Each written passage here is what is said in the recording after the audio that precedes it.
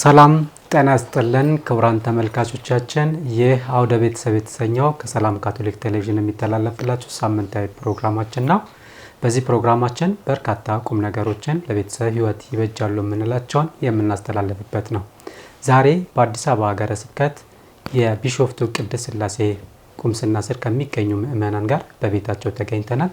እስከ ፕሮግራማችን ፍጻሜ ድረስ አብራችሁን ቆዩ።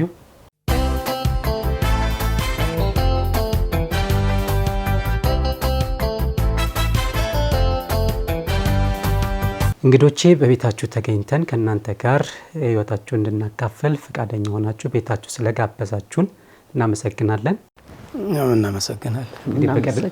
በቅድሚያ እንግዲህ ለአድማጭ ተመልካቾቻችን ራሳችሁን አስተዋውቁልኝ። እኔ ማስተር ቴክኒሻን ደገፋ ተሰማ እባላለሁ። የቅድስት ሥላሴ ቁምስና ምእመናን አባል ነኝ። እኔም ባየው አሰፋለም እባላለሁ። በድጋሚ ማስተር ደገፋና ወይዘሮ ባየው በቤታችሁ ተገኝተን እንድንጫወት ስለፈቀዳችሁ አመሰግናለሁ።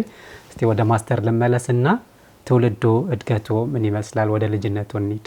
ልጅነቴ ያው ከግብርና ከሚተዳደሩ ቤተሰብ ነው የተወለድኩኝ። አርሲ ክፍለ ሀገር በቆጂ የምትባል ከተማ፣ እዛ ነው የመጀመሪያ ደረጃ ትምህርቴንም የጨረስኩኝ። በወቅቱ ለትምህርት ብዙም ትኩረት አይሰጥም ነበር በአካባቢያችን። ትምህርት ቤቱም የመጀመሪያዎቹ ነን እኛ ለመማርና ወደ የስምንተኛን ክፍል ራሱ ስንፈተን 8 ሆነን ነው የተፈተነው እና በጣም ብርቅዬ ሆነን ነው የተማርነው። ከፍለን ሳይሆን ተከፍሎን ነው የተማርነው ማለት ይቻላል፣ እያባበሉን። ምክንያቱም ቤተሰብ ወደ ትምህርት ለመግፋት ብዙም ፍላጎት የለውም። ልጅ እንዲያግዛቸው ይፈልጋል። ብዙ ከብቶች የነበሩበት ጊዜ ነው። በእረኝነት በሁሉ ነገር የልጅ እርዳታ ይፈለግ ነበርና መጽሐፍ ማንበብ እስኪቻል ድረስ ብቻ ነው የሚፈልጉት። ያን ሁሉ እንግዲህ በመንግስትም የማባበል እንትኑም አለ ማለት ነው። ደብተርም ይሰጠን ነበር ከትምህርት ቤት፣ ሳሙና ይሰጥ ነበረ፣ የሕክምና እንትን ሁሉ ነበረ። የሚገርማችሁ ነገር በአንደኛ ደረጃ ነው የተማርነው ማለት ነው። ክሊኒክ ሁሉ ነበረው ትምህርት ቤቱ እና በዛ አይነት ነው የተማርነው እና ከዛም ወደ አሰላ ተዛወርን ሃይስኩል በኋላ ወደ ኢትዮጵያ አየር ኃይል ከ11ኛ እንደጨረስኩ ወደዚህ ገባሁ እና የዛሬ ረጅም ጊዜ ነው እንግዲህ አየር ኃይል ራሱ በ59 ነው የተቀላቀልኩኝ በኢትዮጵያ አቆጣጠር ማለት ነው። ከዛ በኋላ በትምህርቱም በቴክኒካል ትምህርቱም እዛ ተማርኩ። በአየር ኃይል የተለያዩ አካባቢዎች ዞሬ አገልግሎት ሰጥቻለሁ። ወደ ስራ ህይወት እንመጣለን እንመለስበታለን። ወይዘሮ ባየው ወደ እርሶ ልመለስና የት ተወለዱ? እድገቶ ምን ይመስላል? እርሱን ያጫውቱን። እሺ፣ እኔ የተወለድኩት ሐረርጌ ክፍለ ሀገር ጃርሶ የሚባል ከተማ በገጠር ውስጥ ነው የተወለድኩት። ግን የገባነው ሐረር በ6 ዓመት እድሜ ገደማ ነው። ከዛን በኋላ ሐረርጌ ነው ያው አድጌ ለአቅመ አዳም እስከምደርስ ድረስ በሐረር ከተማ ውስጥ። ከዛም እንግዲህ እንደማንኛውም ያው የሐረር ልጅ ያለምንም ችግር የትም እየቦረቀ ማደግ ነው። እንደዛ ነው ያደግኩት። ከዛም በኋላ ያው በአጋጣሚ እንግዲህ ወደዚህ ስንል ከሱ ጋር ድሬዳዋ ላይ ተገናኘን ማለት ነው። ማስተር ወደ ልጅነቱ ድጋሚ ለመልሶትና በተለይም በልጅነቱ ከቤተ ክርስቲያን ጋር እድገታችሁ ምን ይመስል ነበረ? መንፈሳዊ ህይወታችሁ እንዴት ነበረ? ወደዛ ለመመለስ ኦርቶዶክስ ቤት እምነት ካላቸው ቤተሰብ ነው የተወለድ ነው። በዛን ጊዜ የካቶሊክ እምነት በአካባቢው የለም። በውርስ በቃ የቤተሰቦቻችንን የክርስትና ህይወት ነበር ስንከተል የነበረው። በዛ አይነት ነው እድገታችን። ከዛስ ወደ ካቶሊካዊት ቤተክርስቲያን ወደ ካቶሊክ ቤት እምነት የመጣ ነው በ83 ዓመተ ምህረት ከተጋባም በኋላ በ83 ዓመተ ምህረት ነው እዚሁ ቅድስት ሥላሴ ቤተክርስቲያን እንትናችን የሞላ ነው ተክሊል የሞላ ነውና እንትን ያልነው። ከዛ በፊት ነው የተጋባ ነው። ግን ሁለታችሁም ወይዘሮ ዋዮም እርሶም እንደዛው ነበረ ወይስ እንዴት ነበር የእርሶ የልጅነት የቤተ ክርስቲያን ህይወት? ነው የቤተ ክርስቲያን ያው ህይወት ቤተሰቦች ከኦርቶዶክስ ናቸው። እኔ በርግጥ ሀረር ሚስዮን ትምህርት ቤት ከጀርባችን ከፊት ለፊታችን ናቸው። ግን በዛን ሰዓት ቤተሰብ ስለማይፈቅድ እንጂ በጉጉት እኔ እዚህ ሃይማኖት ውስጥ ነው መግባት ያለብኝ ብዬ ነው ያደኩት። እና ከዛም ጓደኛ ነበረኝ አዳሪ የነበሩ፣ ግን በእናት በአባት በኩል ደግሞ ያ ነገር አይፈቀድም ነበረ።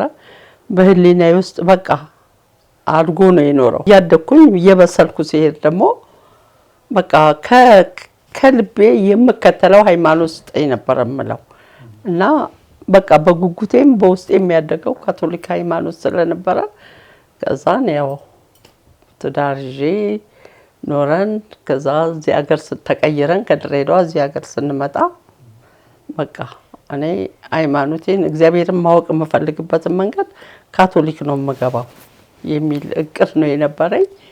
ከዛን በቃ እኔ ወደ ካቶሊክ መግባት ነው የምፈልገውና ምን ትላለህ አልኩኝ እሱ። ስለዚህ እኔ እንጃ ከፈለግሽ እኔም ችግር የለኝም አለ። በቃ እኔ ከነ ቤተሰቤ ካቶሊክ ሃይማኖትን ነው መከተል የምፈልገው፣ እግዚአብሔርን ማምለክ እፈልጋለሁ፣ ግን የምፈልገው በካቶሊክ ሃይማኖት ነው። በውስጥ ያደገው ይሄ ነው ብዬ ነው በቃ መጨረሻ ላይ ያው ነገሩ እንትን ያልነው ተክሊል እንሙላ እንጂ በ82 ነው ትምህርተ ክርስቲያኑን ምኑን ጀምረን በአባ ተስፋ ማርያም እና በአባ አሰፋ እጅ ነው እኛ ተምረን ሃይማኖት እንትናችንን የሞላ ነው። በጣም ጥሩ። እንግዲህ ቀደምም ወደ ልጅነታችሁን ከእንትን ካልን በኋላ ከተወያየን በኋላ እናንተ ከነገራችሁን በኋላ ድሬዳዋ አካባቢ እንደተገናኛችሁ ነበረ የነገሩኝ ያነሱልኝ የነበረውና ማስተር እንዴት ነበረ? በምን መልኩ ነው የተገናኛችሁት? እንዴት ተዋወቃችሁ? ድሬዳዋ የተዋወቅ ነው እኔ በስራ ምክንያት ያው ወደዛ አካባቢ መኖር ጀመርኩ እና ያው አጋጣሚ እንግዲህ እግዚአብሔር የመረጠውን እንትን ያገናኛል አይደል? ተገናኘን። አንድ ጓደኛችን ነበረ፣ እሱ የኔም ጓደኛ ነው። እሷን ስለሚያውቃት ያው በሱ ተግባባን። ከዛ የዛሬ 51 አመት ነው የተጋባ ነው። አምና 50ኛ አመታችንን የጋብቻ አመታችን አክብረናል። 51 አመት በቃ በትዳር ኖረናል። እሺ የዛሬ 51 አመት እንግዲህ ብዙ ሂደቶች ነበሩትና እንዳላችሁት ተክሊል ያደረጋችሁት ከካቶሊካዊ ቤተክርስቲያንን ከተቀላቀላችሁ በኋላ ነው። ስንት ልጆች አላችሁ? ስንት ልጆች አፈራችሁ? 5 ልጆች አሉን። 3 ወንዶችና 2 ሴት ልጆች እና የ11 የልጅ ልጆች አሉን። 5 ልጆች ወልደው በምታሳድጉበት ሰዓት የኑሮ ሁኔታ አለ፣ የልጆች አስተዳደግ አለ። እንዴት ነበር? መንፈሳዊ ህይወታቸውስ ምን ይመስላል? አሁን ያሉበት ሁኔታ በምን ደረጃ ላይ ናቸው ያሉት? እግዚአብሔር የተመሰገነ ይሁን። ልጆቻችን አሁን በጥሩ ደረጃ ላይ ናቸው። 2 ትልልቆቹ ውጪ ናቸው። 3ኛው እዚህ ነው ያለው። ሴቷ 2ኛዋ አዲስ አበባ ነች፣ ካቶሊክ ነች። ትንሿ ደግሞ ከአዲስ አበባ እዚህ ትመላለሳለች። ባንክ ነው የምትሰራው። 3ኛዋ እንትን ነው የምትሰራው። ምንድነው ያው የውጭ ድርጅት ነው ካቶሊክ። ኬንያዋ ምኞት ትባላለች። ልታውቋት ትችላላችሁ። 3ኛው 4ኛው እዚህ ነው። እሱም ውጭ ድርጅት ውስጥ ነው የሚሰራው ደብረ ዘይት። እና ሁሉም የራሳቸው ህይወት እየኖሩ ነው። እግዚአብሔር ባደጉበት ደረጃ ላይ አላኖራቸውም። አሁን በጥሩ ደረጃ ላይ ናቸው። በጣም ጥሩ። ማስተር ወደ እርሶ ልመለስና ወታደራዊ ህይወት ነው የምሩ የነበሩት ያሳለፉትና ወታደራዊ ህይወት ከቤተሰብ ህይወት ጋር፣ ወታደራዊ ህይወት ከቤተክርስቲያን ህይወት ጋር እንዴት ነበር አጣጥመው የሚኖሩት የነበረው? በነገሩ ብዙ ጊዜ የመለያየት እድል አልገጠመንም። ለተወሰነ ለስራ ጉዳይ ለ1 ወር እንደዚህ ካልሆነ በስተቀር ለ1 ወር 2 ወር ከዚህ የበለጠ እንጂ አብረን ነው ከቤተሰብ ጋር ይኖር ነው እና ብዙም የቤተሰብ እንትናችን አልተፈታተንም። የኔ የስራ ሁኔታ እና በልጆችም ዙሪያ ስናይ ያው እሷ እንዳለችው በቅምጥልም አይደለም ያደጉት። በዛ ወቅት ኢትዮጵያዊ ልጅ እንደሚያድገው በስነ ምግባር እንዲያድጉ ጥረት አድርገናል። እግዚአብሔርም ተጨምሮ ተሳክቶልናል ብለን ነው የምንገምተው። ትልቁ ነገር ደግሞ ለልጅ ሲሳካ ነው የራስን እንትን የምትመዝነውና ሁሉም በመልካም እንትን ላይ ናቸው። እዚህ ደርሰዋል። በትምህርትም ወደ ኋላ የቀሩ አይደሉም። ውጭ ያሉት ያው የራሳቸውን ስራ ይስሩ እንጂ እዚህ ያሉት ያው የሁለተኛ ዲግሪ እንትናቸውን ይዘዋል በትምህርት ደረጃ እና ሶስተኛው ያው ያለችው አፍሪካ ህብረት ነው የሚሰራው አንደኛው። የእርሶ የስራ ህይወት እንዴት ነበረ? የእርሶ የስራ ህይወትን ቢያብራሩልኝ። የስራ ህይወታችን በነገሩ አየር ኃይል ውስጥ በጣም ብዙ የምታውቅበት የስራ ሁኔታ ነው ያለው። በማህበራዊ እንትንም ጫና የለም። በጣም ብዙ ትምህርት እንዳውም ከትምህርት ቤት የበለጠ በአየር ኃይል ውስጥ ነው የህይወትን እንትን ራሱ የተማር ነው ብዬ ነው የሚገምተው። ትልቅ ሰው አድርጎናል፣ ሙሉ ሰው አድርጎናል ብዬ ነው የሚገምተው። የስራ ህይወታችን መልካም ነበር። ደስ ብሎን ነው የምንሰራው። ከመስሪያ ቤቱም የምናገኘው ምላሽ በወቅቱ በቃ አዎንታዊ ነው እና ብዙም እንትን እክል የገጠመኝ ነገር የለም በስራ ሁኔታ። ከዛ ከስራ እንግዲህ ከወጣው በኋላም የተለያየ ቦታ ሰርቻለሁ። በአዲስ አበባ ዙሪያም ብዙ ተመላልሻለሁ። በኃይል ማመንጫ ዙሪያ፣ በጣና በለስ እና በአሽጎዳ የመብራት ኃይል በተለያዩ ቦታዎች ላይ ስራ ሰርቻለሁ። ከአየር ኃይል ከወጣ በኋላ ብዙ ቦታ ዞር ያለሁ። ከአየር ኃይል ውስጥ ባገኘሁት የሙያ እንትን ነው እና ደግፎኛል። ውጭም ከወጣ በኋላ እዛ ያገኘሁት የስራ የትምህርት ሁኔታ ብዙ ረድቶኛል። እንደውም ብዙ ቦታዎች መስራት ከብዙ የስራ ሰዎች ጋር የመታወቅ ሁኔታ ገጠመኝ ከዛ በኋላ ነው። ወይዘሮ ባየው ወደ እርሶ ልምጣና ቤተሰባዊ መንፈሳዊ ህይወታችሁ ቤተሰብና መንፈሳዊ ህይወታችሁ በተለይም ከቤተ ክርስቲያን ጋር ያላችሁ ቁርኝነት ምን ይመስላል? እኛ ቤተ ክርስቲያን ያው ባለን ጊዜ ከቤተ ክርስቲያን መለየት ቀን በቀን ያው አንፈልግም ሁለታችንም። ግን አጋጣሚ በሚገጥሙን ነገሮች አንዳችን እንቀራለን። ግን የዕለት ዕለት ቅዳሴ እኔ ከቅዳሴ አልቀርም እና የቤተ ክርስቲያን አገልግሎት ደግሞ በምንችለው ደረጃ እስካሁን ጊዜ ድረስ በህመም ምናምን ምክንያት ካልሆነ ከዛ አገልግሎት ወደ ኋላ ብለን አናቀም።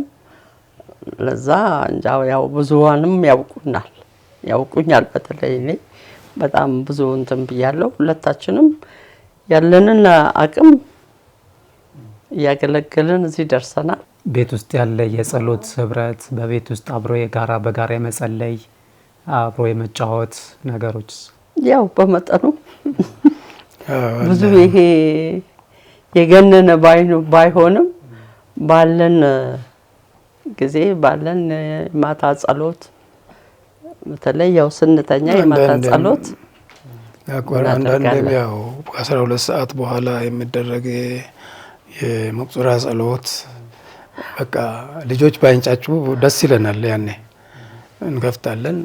የዛ አይነት እንትን አለ። እሷ በተለይ በመንፈሳዊ ህይወቷ እጅግ ጠንካራ ነች። በጣም በሌሊት ትነሳለች። ቤተክርስቲያን በቃ እንትን ሳትል እንትን አትልም።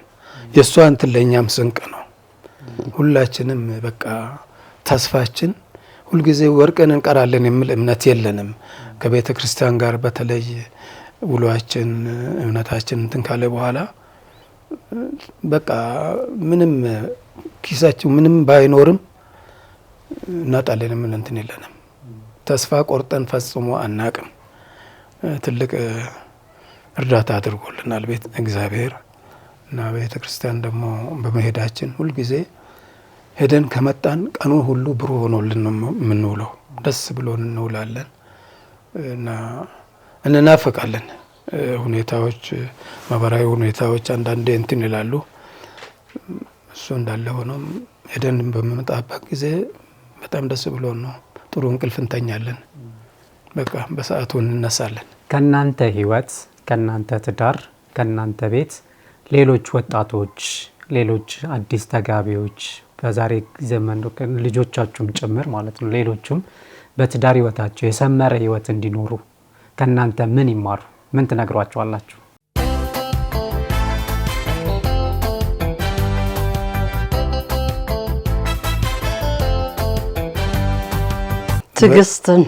ትዕግስትን ነው። በነገሩ ምንድነው ከአፍ ከምንነገር በተግባር ቢማሩ ነው ሞር ትልቁ ትምህርት እሱ ነው እና ትዕግስት ደግሞ ወሳኝ ነው።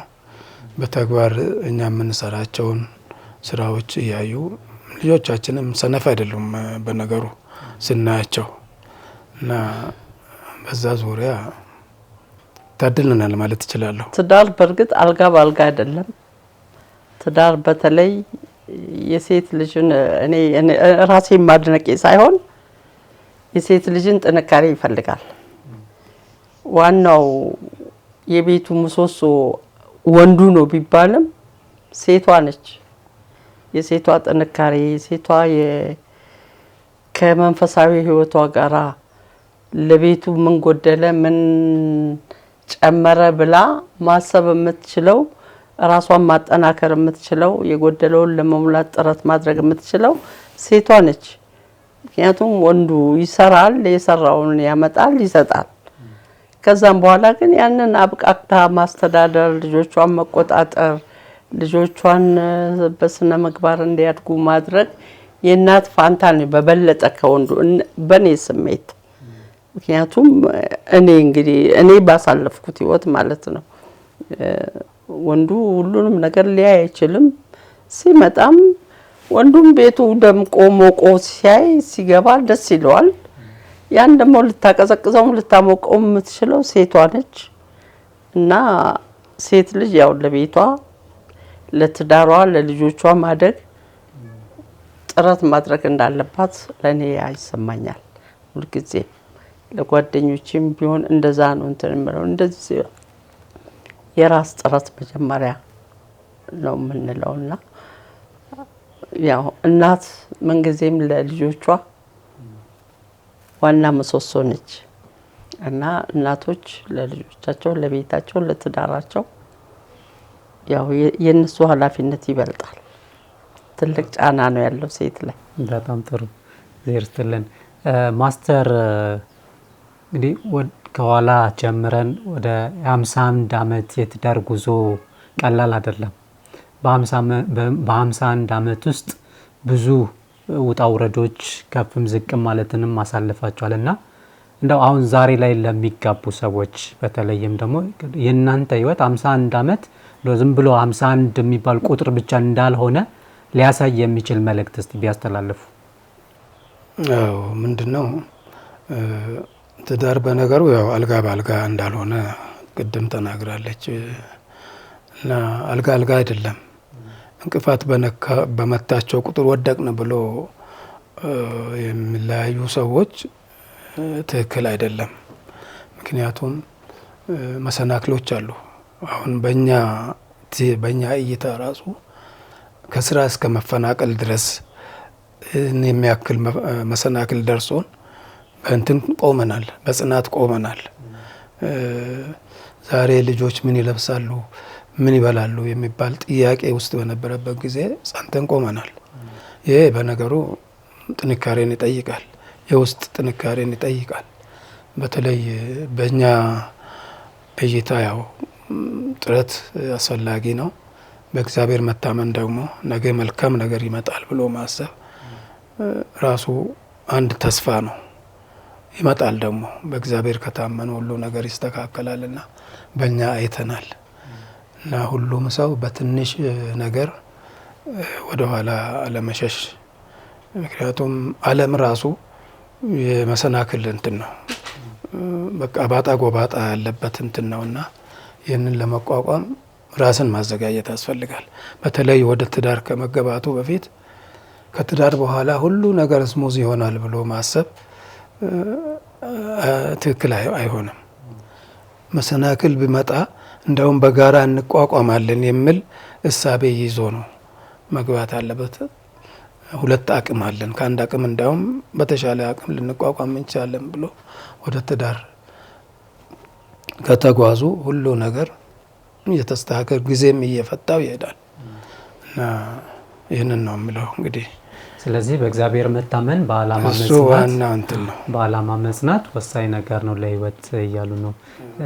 ወይዘሮ ባያው ቅድም ሲያነሱ ሴት ልጅ ወይም እናት ሲኮን ቤቱንም ቀናም ደፋም ማድረግ ትችላለች ብለው በጣም ጥሩ መልእክት አስተላልፈው ነበርና እንዴ 51 አመታት እንዴት ነበረ ጉዞ?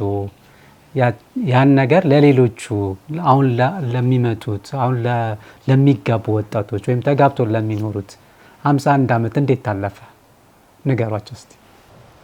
51 አመት ያው በጣም በብዙ ጣውረድ ነው የሚደረሰው።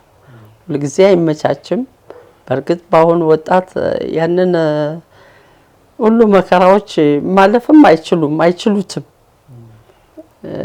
እንጃ ከስንት አንድ ምናልባት እና ያ ግን ብዙ ችግሮች ማለፍ እንዳለበት ትዳር ከተያዘ ልጅ ከተወለደ ኑሮ ሲመሰረት ሁሉንም መከራ ለመቻል ነው ለማለፍ ነው አብሮ እና ብዙ በፊት ተሟልቶ የነበረ ነገር እንደዛው ይቀጥላል ማለት አይቻልም። በመሃል መሰናክል ይኖራል፣ መፈናቀል ይኖራል፣ መታመም ይኖራል፣ አካለ ስንኩልነት ይኖራል። ያን ሁሉ ግን እችላለሁ ብዬ ነው እንቻቻላለን ብለን ነው ቃል ኪዳን ገብተን የተጋባ ነውና በተለይ ቃል ኪዳን ገብተው በወሩ በሁለት አመቱ በሁለት ወሩ የሚፋቱ በጣም ብዙ እንትኖች ይታያል በአሁኑ ትውልድ። ግን ያንን በትዕግስት ከእግዚአብሔር ጋር ማለፍ፣ መመካከር፣ መነጋገር መቻል። እኔ በመወያየት አምናለሁ። አንድ ነገር እንትን ሲል ቁጭ በል እዚህ ነገር ላይ እንነጋገር ነው የምለው እና ስንኖር ያው እሱ ከውጪ ሰርቶ ስላመጣ ብቻ አይደለም። ሴት ልጅ ደግሞ በራሷ በምትችለው መስራት አለባት። እኔ ብዙ ነጋዴ ነበርኩኝ። ብዙ ያረገጥኩት ያላወጣሁት ያላወረድኩት ነገር የለም እና ያ ደግሞ የሚሆነው ኑሮ እንዳይጓደል ነው፣ ልጆች እንዳይጎሳቆሉ ነው፣ ልጆች እንዳይራቡ ነው እና ልጆች ከትምህርታቸው እንዳይቀሩ ነው እና ያንን ሁሉ በአሁኑ ሰዓት ደግሞ ምንም ኑሮ ውድም ቢሆንም ደግሞ የተሻለ ነገር ነው፣ የተሻለ ገቢ ያለ። ስለዚህ መቻቻልና ጥፋት ካለ መነጋገር፣ መወያየት፣ ውይይት የማይፈታው ነገር የለምና ከዛ ኑሮ ቢጓደልም ቤት በኩል መሟላት አለበት ብላ ሴቷም ሆነች ወንዱ ተነጋግሮ ነገሮችን ለማስተካከል መሞከር እድሜን ይጨምራል፣ አብሮ መኖርንም ይጨምራል። ስለዚህ ሁሉ ነገር ደግሞ እየተለወጠ ይሄዳል እና መተባበርና መተጋገዝ፣ አንዱ ቁጡ ከሆነ አንዱ ቻይ መሆን፣ ሁለቱም ከተጋጋሉ ግን በቃ እሳት ላይ ያው እንደገና ጋዝ መጨመር ማለት ነው።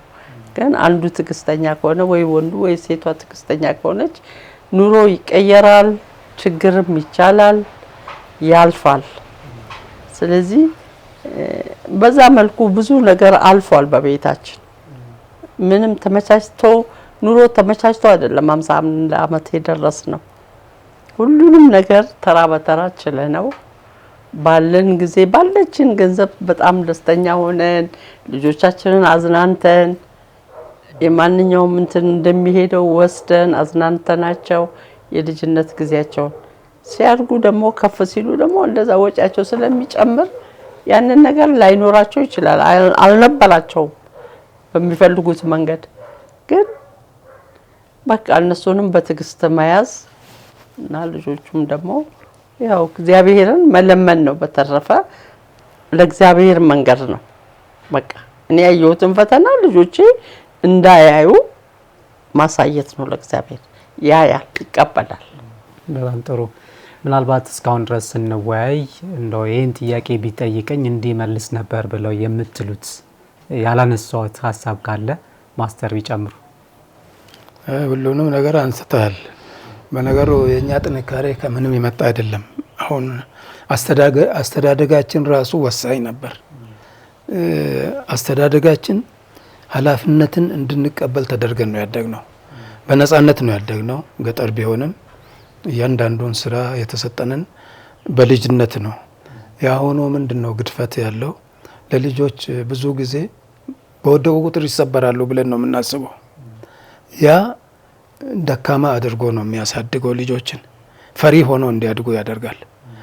ራሳቸውን በቃ ራሴን እችላለሁ ብሎ ስለ አስተዳደጋችንም ለህይወታችን ወሳኝ ነው የልጅነት እንትናችን ሳስበው። ምክንያቱም ብዙ ኃላፊነት እየተሰጠን ነው በቤተሰብ። በቃ ብዙ በመቶዎች የሚቆጠር ከብት ገብተዋል ወይ ነው የምንባለው እንጂ የት ጠፋ አንባልም። ስለዚህ ኃላፊነት ወስደን ነበር ስናግድ የነበረው እና የት ገብተዋል፣ ሁሉም ገብተዋል እያል እንጠየቃለን እንጂ ኃላፊነትን ኦልሬዲ ስለሰጡን መጥቶ እንኳን ቼክ አያደርጉም። የዛ አይነት አስተዳደግ ነው ያደግነው። ስለዚህ ስናድግም ልጆቻችንም በነገሩ እንትን ሆነው ነው ያደጉት። ስራን እንዲሰሩ ራሳቸውን እንትን በቃ የስንፍና እንትን እኔ አልችልም የሚል እንትን የለባቸው፣ ይችላሉ የሚል እምነት እየኖራቸው በዛ አይነት ነው ያደጉትና ለዛውም ያው ምንም እንትን አልገጠማቸውም። ጥሩ ነው። መልካም። ስለዚህ ከናንተ የትዳር ህይወት ትልቁ ነገር በተለይ ለልጆች ኃላፊነት መስጠት ወይም ኃላፊነታቸውን እንዲወጡ ማድረግ በወደፊት ህይወታቸውም ትልቅ ጽናት እንዲኖራቸው፣ ብርታት እንዲኖራቸው፣ ዛሬ ላሉበት መሰረት እንዲሆናቸው ይረዳል የሚል መልእክት ነው ያለው። እሺ እንግዲህ እንዲህም እንዲያም እያልን ያው እየተጨዋወትን ነው። እንደው አንድ ትንሽ ሰርፕራይዝ የሚያደርግ ጥያቄ ልጠይቃችሁ። እንግዲህ ተራ በተራ የምትመልሱልኝ ነው። ለሁለታችሁም እኩል ጥያቄ ነውና ማስተር ወይዘሮ ውባየውን በማግኘቱ ምን ያህል እድለኛ ኖት? እርሶም ወይዘሮ ውባየው ማስተርን በማግኘቱ ምን ያህል እድለኛ ኖት? ከማስተርን ጀምር።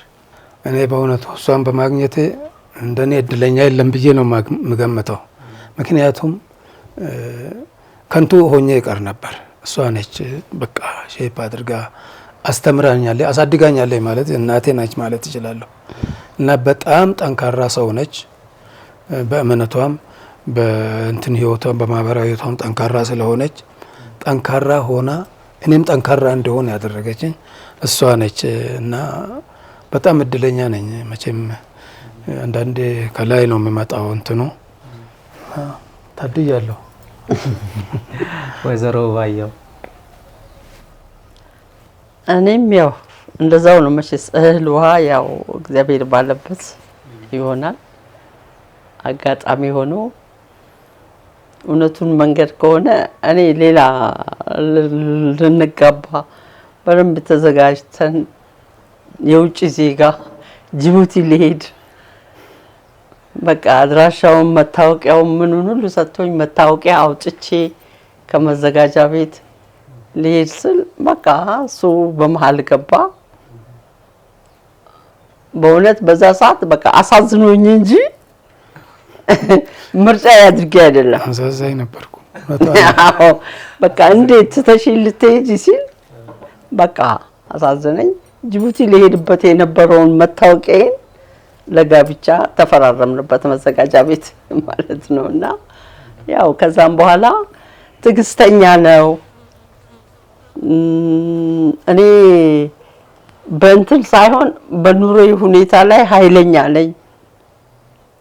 እንደዚህ ችግር ጣጣ ምናምን ነገር አልወድም እና ያንን ጸባዬን ችሎት ስናገርም እንዲያላደረክም ብዬም እኔ በቃ ኃይለኛ ነኝ ብዬ እንትን በምልበት ሰዓት እሱ ዝምተኛ ስለሆነና ቻይ ስለሆነ በቃ በሰላም ያለ አንዳች እስከዛሬ 51 ዓመት ስንኖር ዕለታዊ ግጭት በራሳችን ተነጋግረን ወይ ጠዋት ተኮራርፈን ማታ የምንነጋገረው እንጂ እኛ በህይወታችን ሽማግሌ አናቅም፣ የሰው አስታራቂ አናቅም።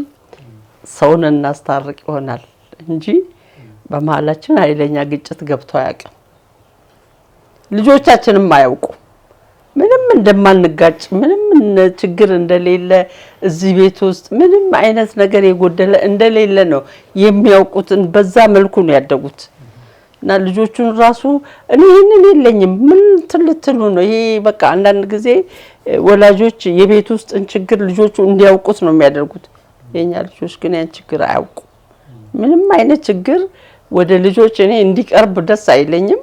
ልጆቹም ጋር ቀርቦ እዚህ ቤት ችግር ተፈጥሮ ነበር ወይ እንዴት ነበር ብትላቸው ምንም አይነት ችግር የዚህ ቤት ውስጥ ሰምተውና የሚያውቁት እንትን የለም። የባልና ሚስት ግጭትም አይተውም አያውቁም፣ ሰምተውም አያውቁም። ክፉ ንግግርም ምንነጋገር ከሆነ መኝታ ቤት ዘግተን ነው እነሱን ሳሎን አስቀምጠን እንጂ ወይም እነሱ ከተኙ በኋላ በዛ ነገር ላይ እንነጋገር ወይ ከልጆቹ ጋር በአንድነት መነጋገር ካለብን ልጆቹንም ሰበስባለሁ። አንተ የሥራ ድርሻ ይሄ ነው፣ ይሄ ማወቅ አለበት። ልጆቹ የሥራ ድርሻ አውቀው ነው። አንተም ይሄ ነው የሥራ ድርሻ፣ ስራን ልጆቹ ምራቸው፣ አስተካክል። ያንን በህብረት ከሆነ እንደዛ እንነጋገራለን። የራሳችን ችግር ከሆነ ደግሞ ልጆች ፊት አንነጋገርም። ያን ያከልም ደግሞ የራሳችን ችግር የምንለው በኑሮ ላይ ያለ ችግር ካልሆነ በቀር ቤተሰባዊ በቃ ችግሩን ልጆቹ ማወቅ የለባቸውም የምንለው ነገር ካልሆነ በቀር ይሄ የባልና ሚስት ችግር በቤታችን ውስጥ ተፈጥሮ አያውቅም። አያመሽም፣ አይጠጣም፣ ስራው ሄደ ከስራው ይመጣል፣ እቤቱ ነው በቃ። ስለዚህ ምንም የሚያጋጨን ነገር የሚያነጋግረን ነገር በትዳራችን ውስጥ አልገጠመንም። ከሳቸው እስቲ የሚወዱላቸው የሚያደንቁላቸው ባህሪ እንገሩ ለየት ያለ አሁን ከነገሩኝ እንጂ በቃ ዝምታውን ነው።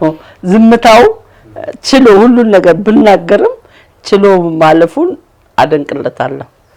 ግን በቃ የሆነ ነገር እኔ ከባድ ነገር ውስጥ እንትን ብዬ ሰርቼ ከየት አመጣሽው፣ እንዴት ልትሰሪው ቻልሽ፣ እንዴት እንደዚህ ልታደርጊው ቻልሽ የማይለው ነገር ደግሞ ያናድደኛል፣ በጣም ያበሳጨኛል። ያ እና ቢያበሳጨኝም ደግሞ አልናገርም፣ በቃ ዝም ነው የምለው እና የት ወጣሽ የት ገባሽ ስለማይል በራሴ ጊዜ እወጣለሁ፣ መስራት ያለብኝን ነገር እሰራለሁ።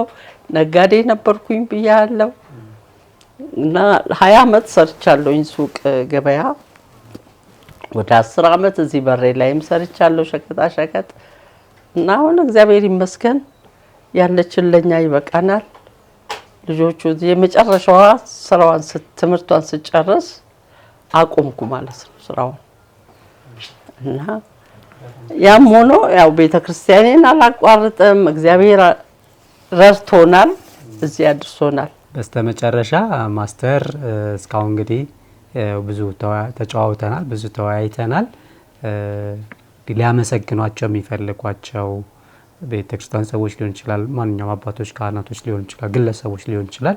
የመጨረሻ እድል ስጣችሁ ለሁለታችሁ የምታመሰግኗቸው ሰዎች ካሉ። እንግዲህ የምናመሰግነው ያው እግዚአብሔር ዋናው እንትን ነው። ለዚህ ምስጋናውንም እንድናቀርብ ስለፈቀደ እናመሰግናለን፣ እሱም በቅድሚያ። ከዛ በመቀጠል ያው በአካባቢያችን ያሉ ማህበረሰብ ራሱም ሊመሰገን ይገባል። ምክንያቱም አስቸጋሪ ሁኔታ በነበረን ጊዜ እንትን ብሎናል፣ ደግፎናል በየአቅማቸው። ከዛ በበለጠ ቤተ ክርስቲያን ደግሞ እጅግ የምናመሰግናቸው ሰዎች አሉ። ወደ መጀመሪያ ወደ ክርስትና ህይወት ወደ ካቶሊክ ህይወት ስንመጣ እስካሁን ልናመሰግን ሁሉ ጊዜ የምንችለው እና አባ ተስፉ፣ አባ አሰፋ፣ አባ ተስፋ ማርያም የመጀመሪያዎቹ ስለሆኑ የመጀመሪያውን ዘር እኛ ላይ ዘርተዋል እነሱና እጅግ ሊመሰገኑ ይገባል። ከዛም በኋላ የመጡ ካህናት እጅግ ጠንካሮችና ቤተሰባዊ ህይወታቸውም ከቤተሰባችን ጋር ያላቸው ቁርኝት ከእምነት ጋር ያላቸው ጥንካሬ ራሱ እና አባ ገብረ መስቀል ያሉ በጣም ሊመሰገኑ የሚገቡ ናቸውና እጅግ እናመሰግናቸዋለን። እግዚአብሔር ይስጥልን። ወይዘሮ ውባየሁ እርስዎ የሚጨምሩት ካለ የሚያመሰግኗቸው? እኔም ከሱ ያው የተለየ የለኝም። ህይወታችንን እንዲቃና መንፈሳዊ ህይወት እንዲኖረን ያደረጉን ያው እሱ እንደገለጣቸው አባ አሰፋ፣ አባ ተስፋ ማርያም፣ አባ ተስፉ ናቸው። በጣም ነው የምናመሰግናቸው ከእግዚአብሔር በታች። ሌላው ያው ከአባ አሰፋ ጀምሮ እዚህ ቤተክርስቲያን ውስጥ ትልቅ ችግሮች ነበሩና ያንን ችግሮች ተቀብለው ደግሞ እነሱ ነገሮች እንዲፈቱ ምእምናን ለምእምናን ሰላም ፍቅር እንዲኖረን አባ ገብረ መስቀልና አባ ኢሳያስ በጣም እናመሰግናቸዋለን። እኔ ሁልጊዜም የህሊናዬ ደስታ ናቸው። ምክንያቱም ብዙ ነገሮችን ደብረ ዘይት በጣም እየተፈራ በነበረበት ሰዓት መጥተው አስተካክለው ነገሮችን አብርደው ቤተክርስቲያን በቃ በአንድ በሁለት እግሯን እንድትቆም አድርገዋልና እግዚአብሔር እድሜ ጤና ይስጣቸው በያሉበት እና በጣም ነው የምናመሰግናቸው አባ ገብረ መስቀል እና አባ ኢሳያስ። እናመሰግናለን። እኔም እናንተን በዚህ ቤታችሁ ድረስ መተን ከእናንተ ጋር የ51 ዓመት የጋብቻ ህይወታችሁን እንድንጋራ እንድንጨዋወት በራችሁን ከፍታችሁ ስለተቀበላችሁን በቤታችሁ ስለጋበዛችሁን ከእናንተ ጋር እንድንወያይ ስለፈቀዳችሁልን በአድማጭ ተመልካቾቼ ስምና እንደዚሁም ደግሞ እዚሁ ባለነው ባልደረቦቼ ስም እጅግ አድርጌ አመሰግናለሁ። ረጅም እድሜ ከጤና ጋር እንዲሆናችሁ እንዲኖራችሁ እመኝላችኋለሁ። እኛም በጣም እናመሰግናለን። ያው እናንተም እኛን ጊዜያችሁን እንትን ብላችሁ እኛን ለማነጋገር የእኛን ደስታ የእኛን ማለት አንድ ላይ ለመስማት ለማወቅ አድርጋችሁ ስለመጣችሁ ስላሰባችሁን በጣም እናመሰግናለን። ክቡራን ተመልካቾቻችን እስካሁን ስትከታተሉት የነበረው አውደ ቤተሰብ የተሰኘው ከሰላም ካቶሊክ ቴሌቪዥን የሚተላለፍላችሁ የነበረው ሳምንታዊ ፕሮግራማችን ነበረ። ዛሬ በአዲስ አበባ ሀገረ ስብከት የቢሾፍቱ ቅድስት ሥላሴ ቁምስና ስር ከሚገኙ ቤተሰቦች ጋር ወይዘሮ ውባየሁና ማስተር ደገፋ ቤት ውስጥ ይህን የመሰለ የ51 ዓመት የጋብቻ ህይወታቸውን ስንጋራ ቆይተናል። በዚህ ብዙ ትምህርት እንዳገኛችሁበት ተስፋ አድርጋለሁ። እስካሁን ድረስ ስትከታተሉን ስለነበራችሁ እያመሰገንኩኝ በቀጣይ ከሌላ እንግዳ ጋር በሌላ ፕሮግራም እስከምንገናኝ መልካም ሰው